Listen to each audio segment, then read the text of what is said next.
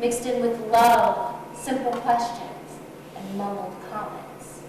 For days, for years, and forever. Why does anger grow? Can't find the emergency exit? And shoes are too tight? It's not polite, not professional, not acceptable. It makes your face ugly and unbecoming. It never had its dancing lessons.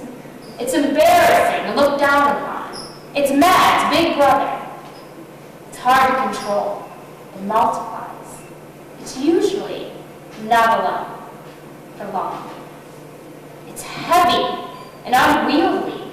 It's sickening and poisonous. If left untreated, it can cause serious side effects. Anger is going to happen. It's human. It's okay. Healthy? No. Something to be worked through, to address. Not fatal, not ghetto, not black, not a sin, not a crime. Not going to destroy me. Not going to control me. New world. It's not going to be stored anymore. Welcome to Theater for Ideas. You're watching Theater for Ideas, a community discussion forum to explore ideas. And tonight we're putting as much emphasis on the theater in the title as we are ideas. Our topic, making love in a loveless world. Why artists create. My guest is an artist, Gussie Rogers. She uses words for her artistic mode. And she'll be talking about the play she wrote at IPFW, that was performed at IPFW and other places. Touch Your Soul, Feel the Burn. I was lucky and got to see it. And it's a play about her struggles, her joys, her doubts, her fears, life.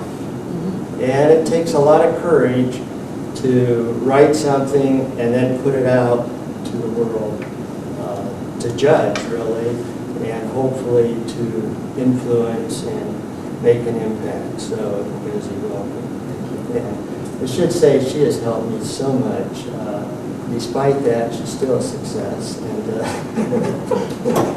she works for Channel 21, WPTA, 21 Alive, and does commercials. So there's a question right there. It's an interesting two worlds of bridging the commerce, commercials, and art. And I wanted to explain a little bit about why and how I came up with this idea. So what is the purpose of art? Why do artists create? Why bother in a world dominated by violence, selfishness, lies, and deceit? What is the role of the artist? Sitting in a room full of self-doubt, the artist, not the room, and nervous agitation, lacking confidence, yet smeared with the arrogance to think he or she can fill a blank paper, a blank canvas, an empty stage. And what are the final result? The product, the art itself. Making this, what we call art, is in my opinion, an act of love. Making art is making love. And love is, I believe, truth. And Gussie says in her artist statement that what's important to her is, or just as important, is the process, not just the final product.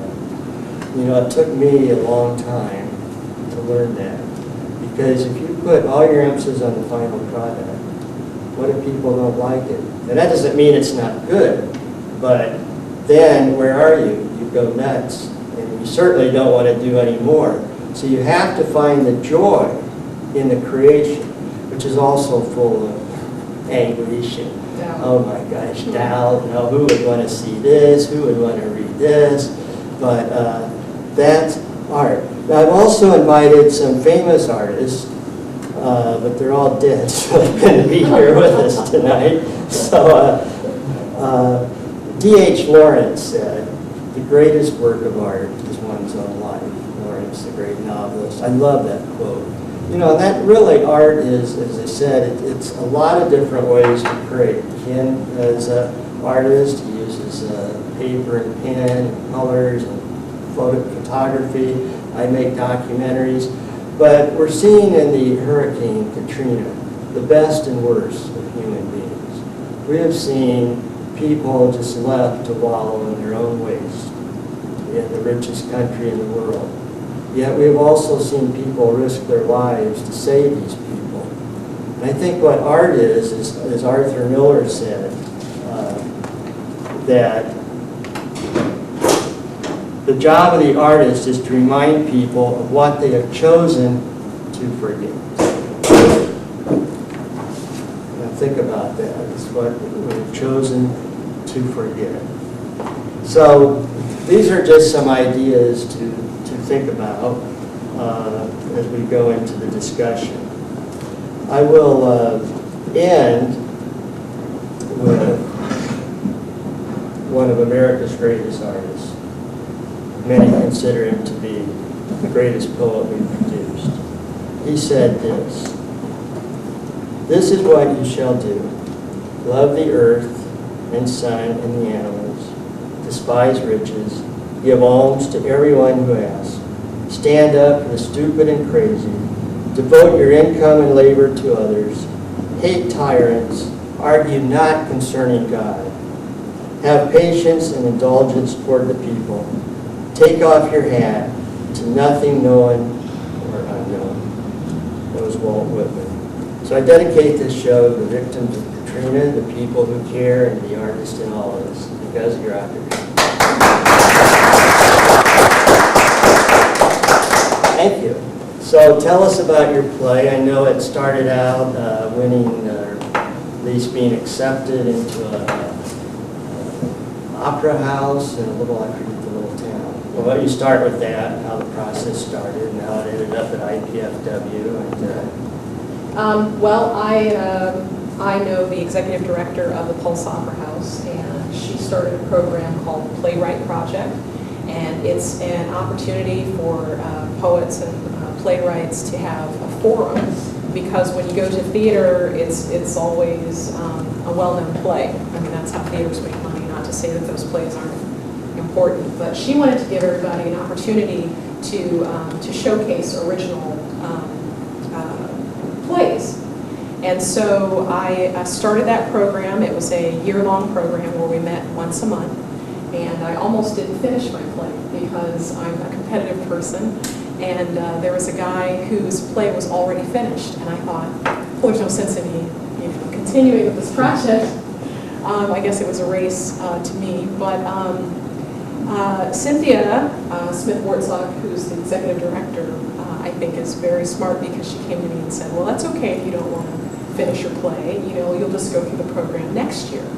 And I thought, I've already invested, 8 months, I'm not going through it next year. And so that's what helped me finish my play and have it showcased at the Pulse Opera House, and that's in Warren, Indiana. So it was a one-act play, and then I had an opportunity to have it performed at IPFW through the Office of Multicultural Services, and that helped me to write a second act, so it's a 2-act play. And as you said, it is, I kind of considered that the play wasn't about me. I think when artists create, they don't exactly,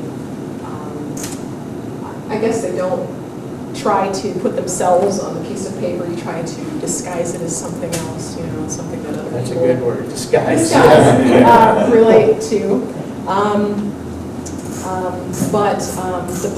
My play is about one woman. There are actually 3 characters that are all different sides of her. It's like the real woman, and I call the other characters she and her, kind of like when you're having a conversation with yourself.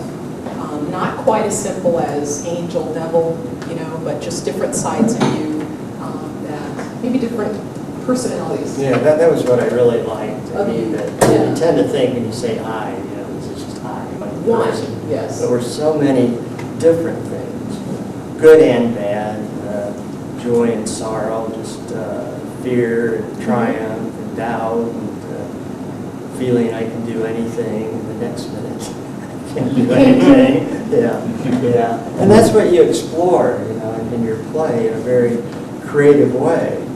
So it's interesting to say it wasn't really you, because I know you so well, I thought, that's her, I Well, see her. the people that know me knew.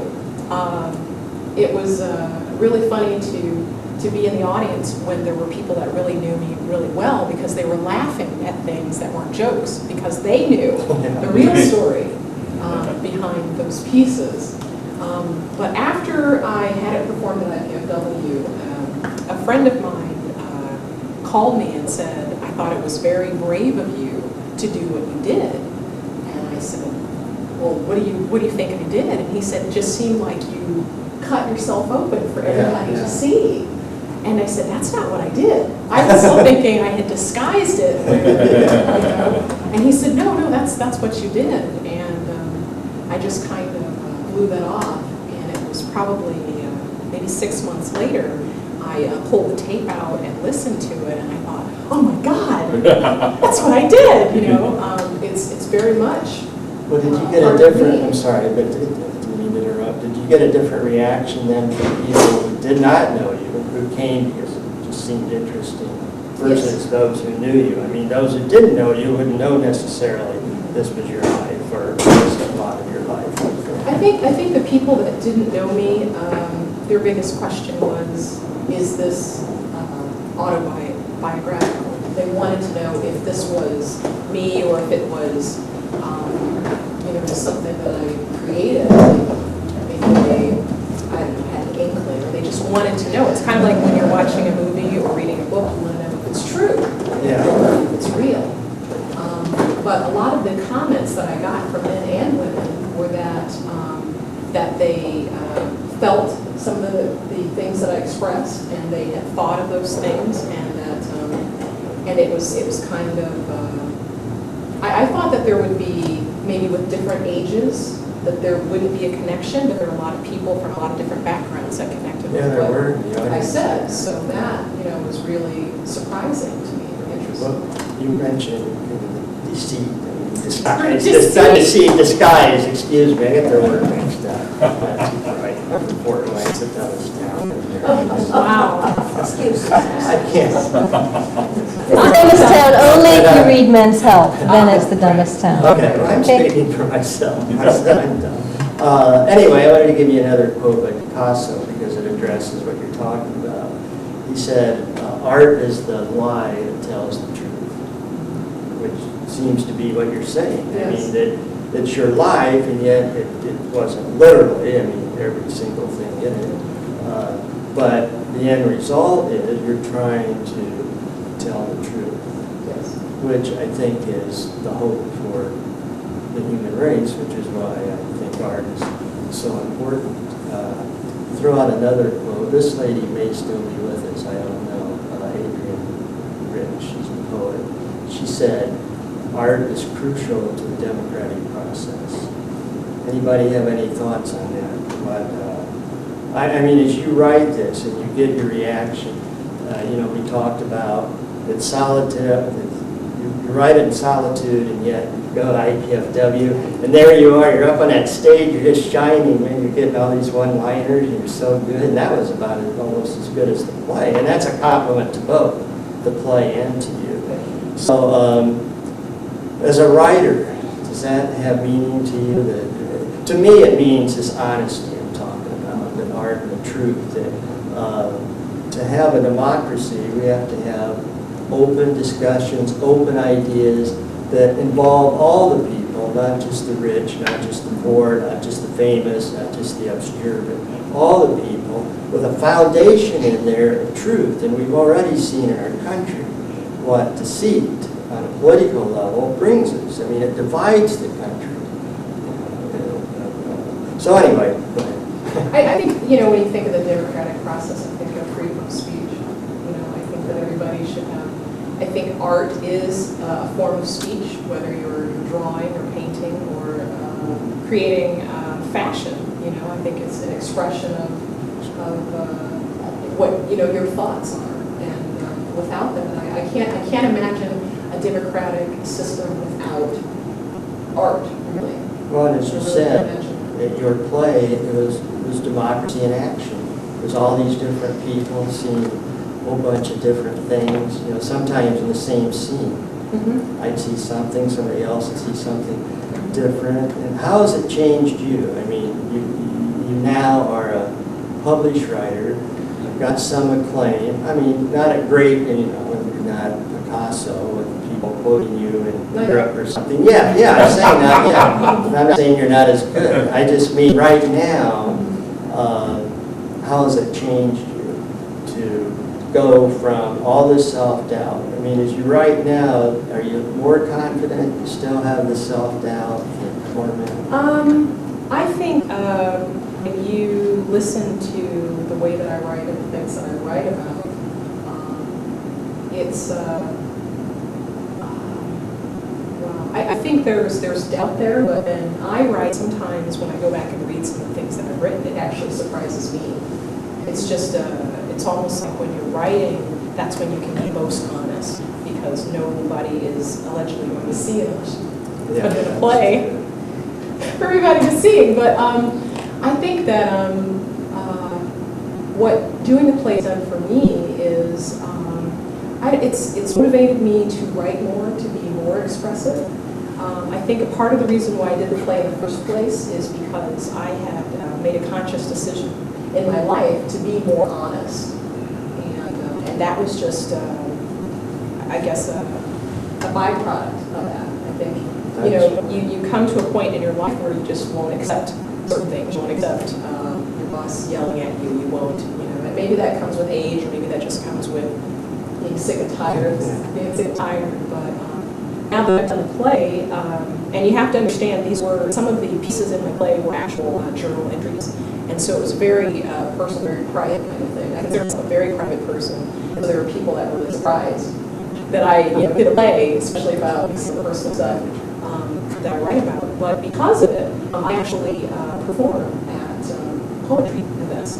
So I think that that's an additional step toward being more honest and more expressive. I think it's helped my creative side, because if you create something and no one ever sees it, you know, I think that the end of that creative process is sharing it, even if it's just one person, you know. And so I think it's just helping me continue that creative process. Well, the one person theme, how was it to see your work interpreted by other people? I mean, when you write a play, your art becomes, in a way, another work of art. I mean, your words become as good or they stand on the performance of the actors and actresses. How was that? I mean, was it exciting to see your words and somebody else? It was a very difficult process because playwrights write something and then they hand it over to a director, whether it's being made into a film or a play. And so you kind of lose control because it's the director's interpretation of your work and then it's the actor's interpretation of your words. And so it was really difficult for me to let go. As a matter of fact, I wouldn't allow someone else to direct it. I just couldn't let go. But there were times where the actors would interpret my words differently, and I would want to scream and go, no, you know, but then it was exposing myself that was me talking instead of, you know, just some character that I'd come up with. So it was really difficult for me. And then performing it and hearing people laugh at things that I didn't really think was funny, you know, because they interpreted it as a joke, or people who didn't take it the way that I wrote it. It's just like when you talk to people, you know, there's a sender and a receiver, and you can choose the exact words, but they can still misinterpret what you're saying. It's just a really interesting process, and it's really helped me kind of let go, because I can't control how you interpret, you know, everything. But the first time it was ever performed, it was really strange for me to hear my words coming out of someone else's mouth. It was just really, it was almost like an out-of-body experience. It was just very, very strange for me. So. But I'm glad. You know, Yeah. They did a great job. Anybody want to ask any questions or make any comments before we see some examples of the play? been very clear on everything. Well, you think of something, just jump in, okay? I was in Traverse City. I know you want to, artist statements that eventually you'd like to write, make films. And Traverse City has, in Michigan, had a film festival this summer. It was their first annual. And really, it was part of the inspiration for the show because they had 31 films, I think. And the first annual, and the town is about 20,000 people. They just jumped into that and remodeled an old theater downtown. Traverse City has a really neat downtown. And this theater had been sitting there ever since I've been going there. My brother lives there for years. And in 2 months, under 2 months, they remodeled that theater and made it brand spanking new. And there it was all lit up with the marquee. And they had 4 free films, 20,000 people attended the films. And I was so impressed with the way that art, in the form, this art form as films, could make a community, could generate this vitality and this energy and people working toward a higher good.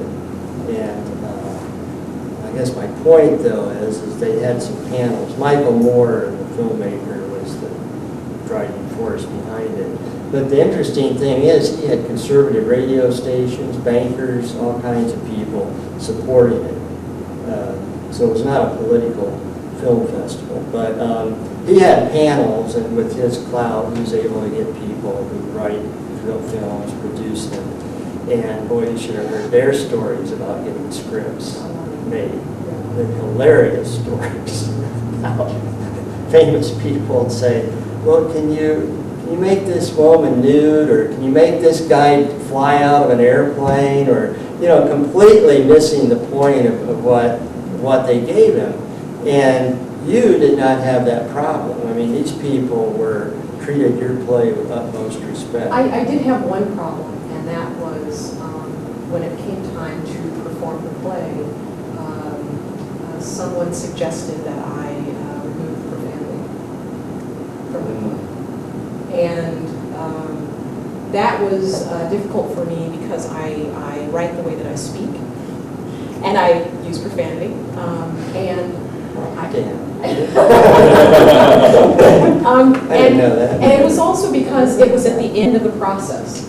If someone had said something toward the beginning of the process, like, you know, let's, you know, tone things down, that would have been different. But I think it was maybe 2 days before the play was to be performed, and I refused. You know, I think, you know, I don't know, freedom of speech. It wasn't. I didn't think there are some movies that you watch where the sex scenes So you did have, I you did have a some. bit of that. I did have some, Okay. not you know, not a lot, but it was supposed to be, you know, just original plays and hands off, and, Right. and you know, you do. Who was it? IPFW wanted you to No, it take was the actually language at out? Pulse Opera House, and I think Okay. it was because the first?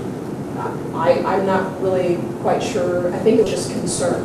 I think that whenever you're saying or doing something, you don't want to offend people, because if you offend them, then they don't get the message. They just stop at whatever it was that offended them. You know? And I can understand if someone says something offensive, you don't continue to listen. You know, but I think you miss messages. Yeah, you that- do, and I mean, art is, you know, it's supposed to jolt you. It's supposed to take you out of your comfort zone. If it doesn't make you talk, it's like Yeah. when I see a movie, if you don't talk when the movie's over, if you don't talk about the movie, it didn't really do anything for you. It's the movies that you have a coffee after, when you argue or you discuss it, that actually do something for you. And it doesn't have to be something that offended you, just something that made you think. But you had to listen to get to the point where you talked, you know, when it was over. So, and I don't know, I didn't think that, you know, a few words here and there were a big deal, it wasn't, you know. So I have a little question that is maybe a little bit more of a journey. I was interested, I talked to several artists in the Midwest, and I spent about 6 years on the Southwest, around New Mexico and Arizona. And the cultural climate changes from locale to locale.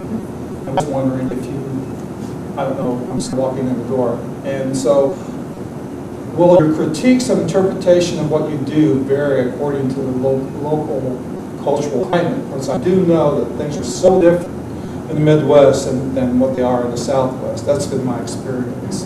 That people are, it's like moving to a different country. Yeah. To me, it was. It was like living in a different country. And I'm originally from the Midwest, but I went down there and stayed about 6 years. And I came back here and it was like, I forgot people had that type of thinking. And it was just so different. Yeah.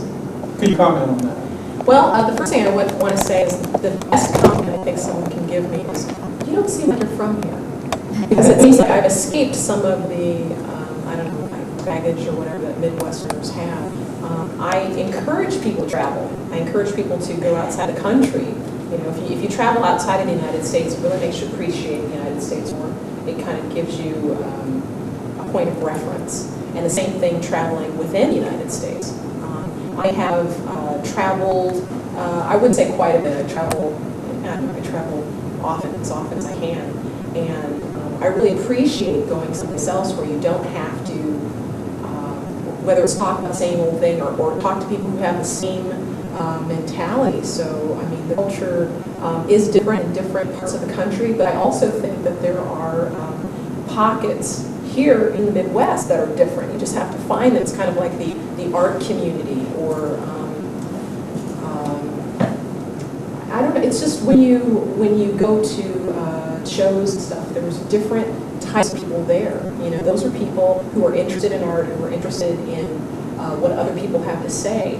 And so it's kind of like, I can't say that all Midwesterners are like that. You just have to find those, whether those are people who actually aren't from here or people like yourself who are from here, who traveled and who came back. You know, I think that there are people that don't think that here. You just have to find them. Well, I found like living in the Southwest was, number one, there's more cultural advantage. And especially around Taos and, you know, in that area, in Albuquerque, around there. But I mean, the whole state, the population is under 1 million people. I mean, think about it. That's not very many people. But their thinking is completely different. They're low-key, easygoing. To be quite frank, you know, they're not as tight-fisted with their money than they are in the Midwest. And I do know for a fact that the Midwest, and especially Fort Wayne, Indiana, is used as a test market for all kinds of merchandise, Yes. all kinds of product. I sold cars for a while, and a guy came down from Detroit, and he made that remark. He said Fort Wayne has, for decades, has been a test market area. And if it sells in Fort Wayne, it'll sell in New York. So it gets passed on. Amazing, yeah, it's Yeah. amazing. I have heard that. But it does, I find the cultural climate does change from locale to Oh, locale. definitely. And I think your interpretation of what you do will change too. And you'll get an amazing amount of collection of critiques. I have a point. You mentioned about having a discussion after a play. Well, it's the same thing with reading and book clubs. Yes.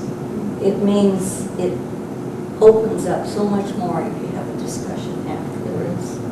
And about traveling, I've just finished reading for the second time Blue Highways by William Least Heath Moon.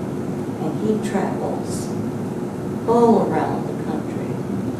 And he is observing. And it's a wonderful read. And he quotes Whitman all through the book. Having worked with advertising, and you're talking about Being honest. Is that where the swearing came in? Probably. she's never sworn at me. But the advertising group in Fort Wayne is different. When I worked with the radio station years ago, and well, actually before that, I worked with an agency, and then I got married, and so I quit, thinking I wanted to just work part-time. Then decided I wanted to get back into it, and it was very difficult to get back into it. Then I had to work for a radio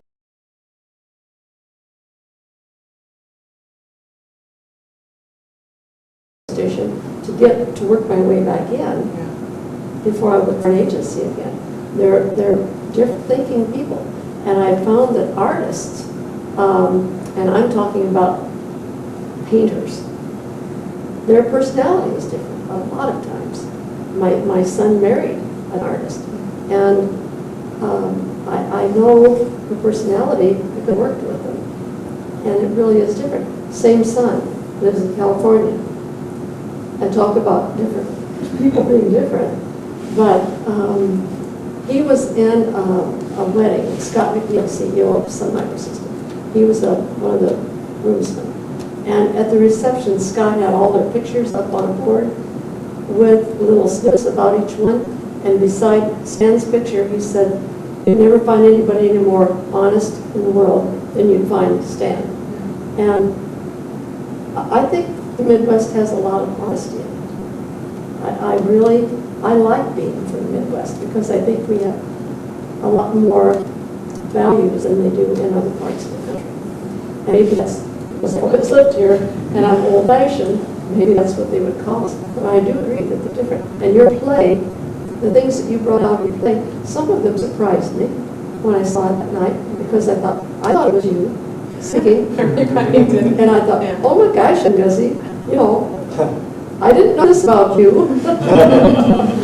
So I was very surprised. It was very descriptive. I still don't think that it's quite as literal. I think that we all have thoughts. It doesn't necessarily mean we've acted on those thoughts, but I think, when I talk about the different characters, it's like, I've used this example before you, and I don't know, that kind of goes back to the Angel Devil, but the clerk gives you an extra $20. There's that part of you that just wants to give it back, and there's another part that says, well, spend 10, I'll give 10 charity, and, you kind of argue with yourself. I think that everybody has different sides. It's like, there was a party with a woman from accounting, and she kind of, of course, now that she said we're not going to really talk about that, but anyway, and everybody said, wow, we've never seen this side of you.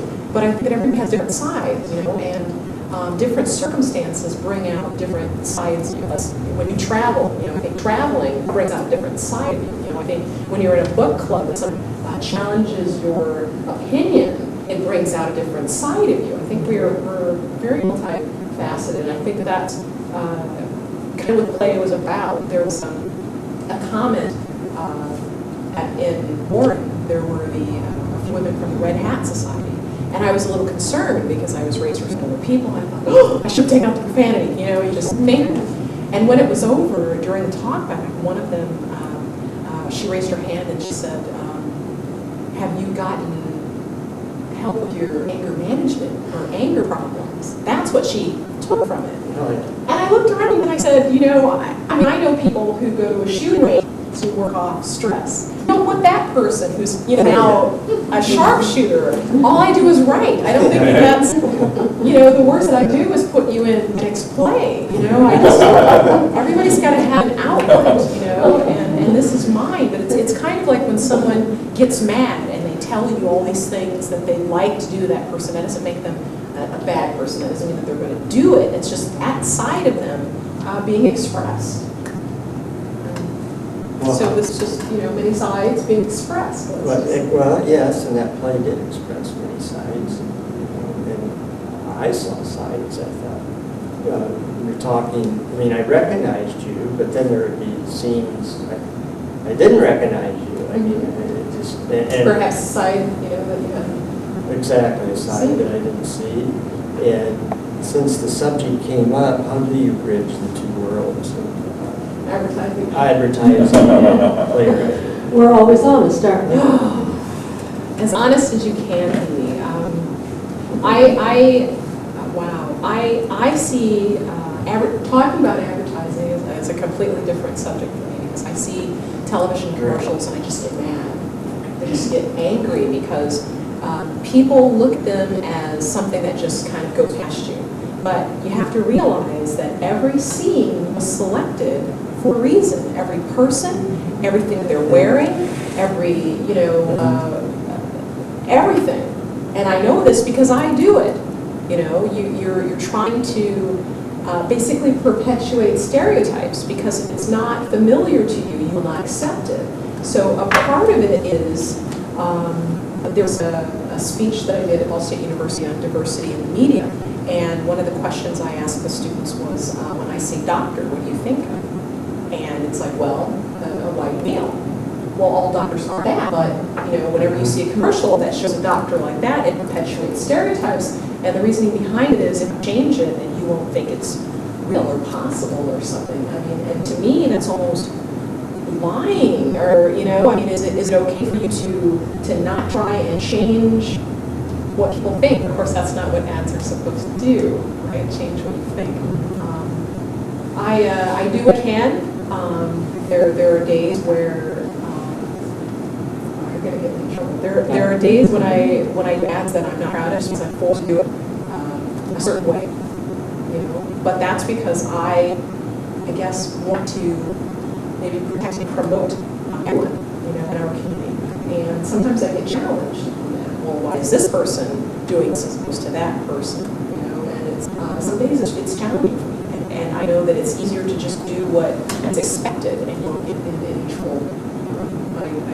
I don't choose that route. May I ask a personal question? Did you watch the commercials during the Super Bowl? Yes. As a matter of fact, every year we record them and at a football game and watch the commercials, because that is something at the pinnacle of television commercial making. Because if you, I think to air a 30-second commercial, the Super Bowl is like $1 million. So it better be good, or allegedly, they really, there was a year I think where the commercial was color bars. $1 million, it's like throwing $1 million out of the window, because it's like this color bar is just like nothing. And it's like the movie The Blair Witch Hunt, they got us to watch nothing. And it's just, you see the excitement, it's exciting, but it's like but somewhere there was a meeting where someone said, this is a great idea, it's $1 million, nobody else going to do this, let's do it, and somebody wrote a check. And that would be awesome. But yeah, we watch those, and if you've ever seen they have TV shows sometimes, the world's best TV commercials or something like that. Yes. And people tease me, because usually regular television viewers, you can't talk to them during the show, and you can't talk to me during the show, and you can't talk to me during the commercials, because I'm, watching commercials is kind of like working, and when I don't want to work, I don't watch TV, because it's like work to me. But Does your talent come from different places when you write commercials, or is your talent involved? Does it come from a different place within you, do you think, writing for your job versus writing for your art, or is it I think it depends on. something different? Yeah, I think it's definitely different. That all goes down to client, because you could have a great idea, and this market said, we can't do that. But we just want to do what our competitors are doing, just do a little bit better. Advertisers say that, and to me, it gets back to that $1 million. You've got one opportunity to tell people something about you, something about your business, and to distinguish yourself from your competitors. Why not do that? And this market's very